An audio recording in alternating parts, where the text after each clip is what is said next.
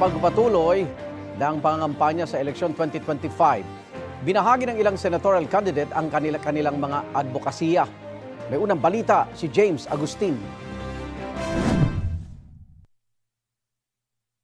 Nakipagpulong sa e-trike driver sa Boracay si Senador Bongo. Sa Villasis, Pangasinan, tinalakay nina Amira Lidasan at Representative Franz Castro ang pagpapababa ng presyo ng bilihin. Ang mga pangangailangan ng mga residente sa Zamboanga City ang binigyang pansin ni Senadora Amy Marcos. Inihayag ni Manny Pacquiao sa Bataan ng kanyang suporta sa Bataan-Cavite Interlink Bridge Project. Idiniin ni Ariel Querubin sa Baras Rizal na patuloy niyang lalabanan ng korupsyon. Ang mga nagtitinda sa Alabang Public Market, kinamusta ni Willie Revillame.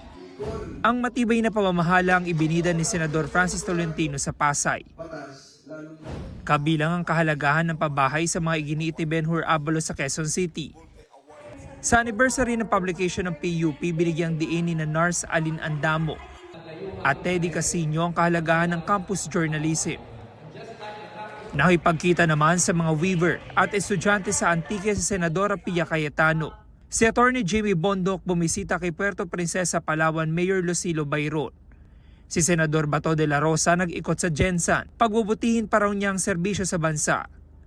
Patuloy naming sinusundan ang kampanya ng mga tumatakbong senador sa eleksyon 2025. Ito ang unang balita. James Agustin para sa GMA Integrated News. Igan, mauna ka sa mga balita, mag-subscribe na sa GMA Integrated News sa YouTube para sa iba't ibang ulat sa ating bansa.